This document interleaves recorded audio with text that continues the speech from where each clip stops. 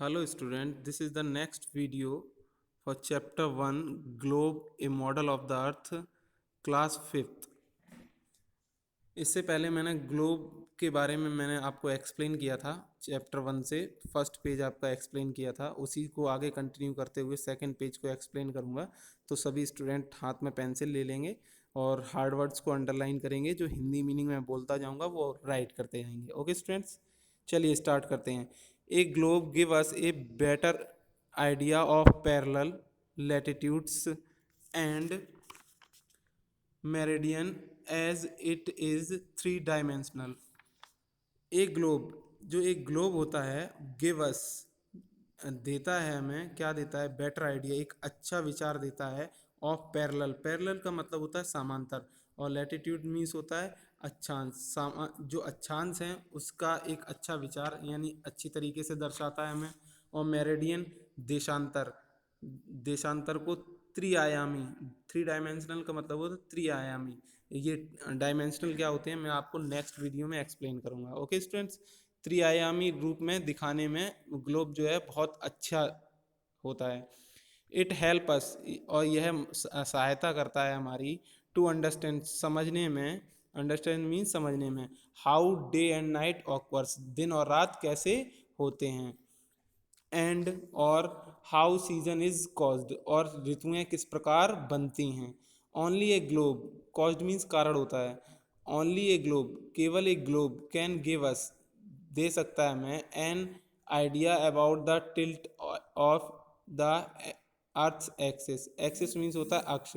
जो पृथ्वी जो है वो अपने अक्ष पर घूमती है, किस तरीके से घूमती है इसका सही इस रूप से दर्शाता है केवल कौन?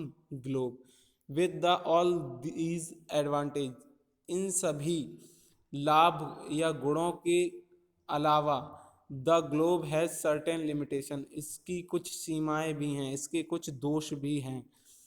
It is difficult to carry the globe around, सबसे बड़ी परेशानी क्या होती है कि हम इसको हर जगह नहीं ले के जा सकते। It is difficult, difficult means कठिन होता है, कैरी मीन्स ले जाना, द ग्लोब अराउंड चारों तरफ, ग्लोब को कहीं भी ले जाना बहुत ही कठिन होता है। ऑल दो इनफ्लेटेड ग्लोब्स में ऑफ प्लास्टिक और ऑल्सो आर ऑल्सो अवेलेबल, और साथ ही साथ ये जो है हमें उपलब्ध है किस किस रूप में? प्लास्टिक, प्लास्टिक का।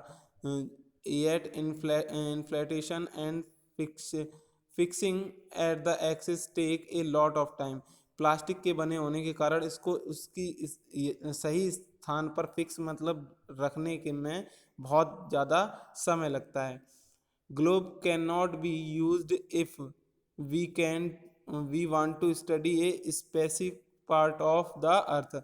ग्लोब जो है हमारी सहायता नहीं कर सकता, किस चीज़ में सहायता नहीं कर सकता? यदि हम, इफ़ वी वांट, यदि हम पढ़ रहे हों या जानना चाहते हों, क्या? Study a specific, specific means होता है विशेष, पार्ट ऑफ द अर्थ, किसी विशेष पृथ्वी के किसी विशेष भाग को अगर हमें जानना है या उसके बारे में पढ़ना है तो ग्लोब इसमें हमारी सहायता नहीं करता है। A globe does not show details such as town, village, road, railway, etc.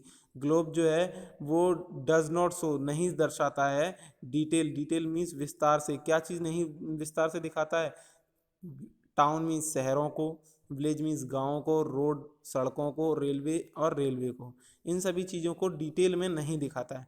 Of a country, किसी एक देश की, किसी एक देश की सड़कें, वहाँ के शहर, वहाँ के गांव, वहाँ की रेलवे, इन सभी चीज़ों को ग्लोब जो है पूरी तरीके से नहीं दिखाता है।